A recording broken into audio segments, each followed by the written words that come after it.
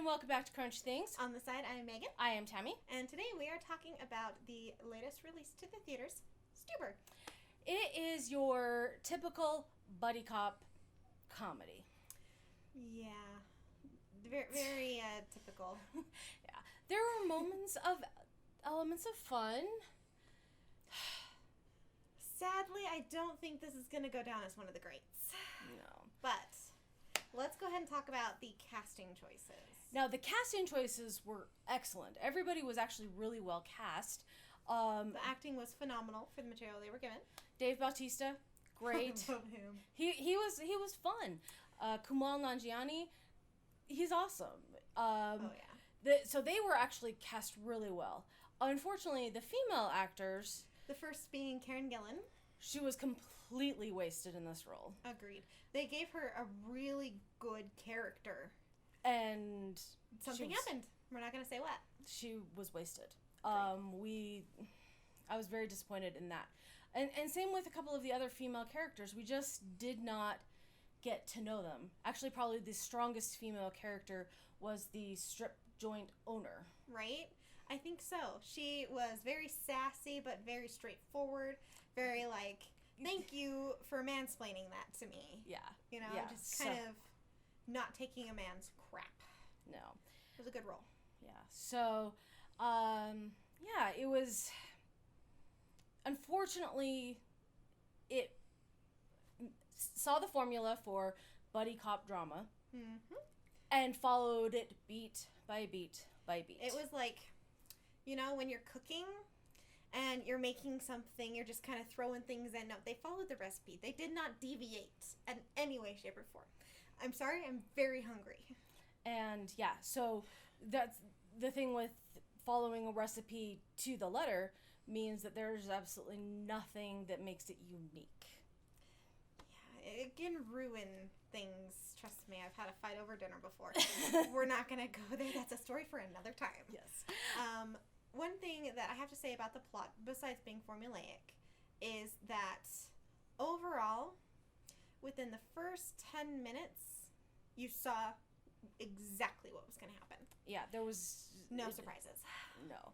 There was moments that were like, oh. This is entertaining. Okay. There is a scene where they are threatening somebody with Twitter, and that was absolutely amazing. It was absolute torture to the guy being, like, threatened. It was great. And it worked, and it made me laugh. Mm-hmm. But all of the elements that it had with this film, it is very pop culture relevant in the sense that, oh yes, everyone takes Uber or Lyft. I used to drive for Lyft, so I could totally relate to Stu's character. But there's nothing. No longevity with that. It is just really pop culture consciousness. So maybe in 10 years, it'll be one of those, I want to watch something from the, 2010s. Maybe. Stuber. Why not? It's got great pop culture references. It's no Deadpool, but it's got a lot of great pop culture references. If I was going to watch something, I'd probably watch Deadpool. Right. Again. So, I will watch this one. I might watch it one or two more times, but it's not something I'll actively seek out. Exactly. Whereas, like, some of the other films we've seen earlier this year, Shazam, oh yeah, I'm waiting for it to come out.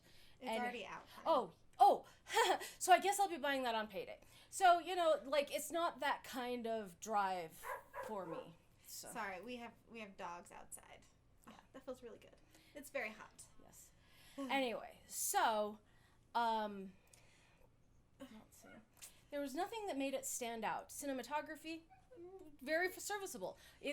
Scenes that took place in the dark, I could actually see them. So, Yay on Thumbs you. up for that. That gave it a good solid point up over Godzilla. But let's jump into the special effects. They were actually pretty good.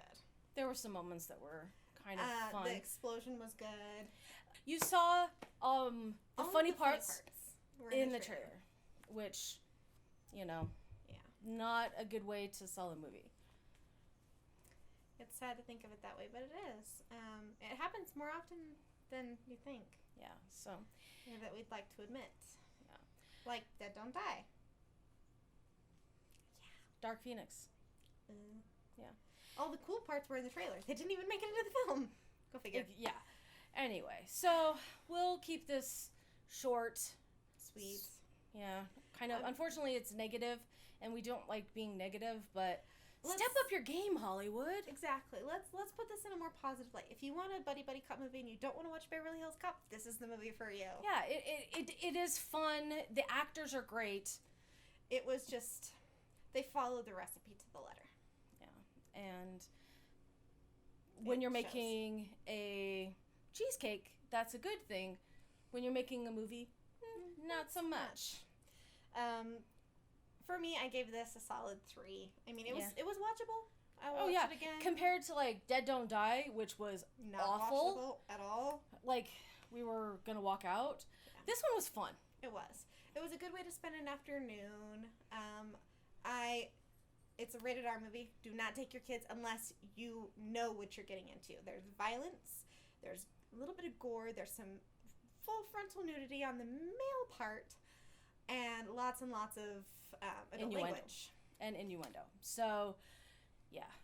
Anyway. Be careful about that. But- So that's all I have for this movie. Yeah, it's not one that we could sit and talk about forever and ever and ever. Not like Shazam. No. So, anyway. Yeah.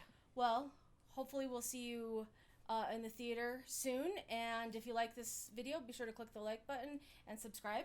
Right. And make sure you do click that little notification icon. Even though we're not really sure it works, you'll get notified anytime we post videos, which is generally every Thursday. So, anyway, hope you're having a good week, and we will see you in the theater soon.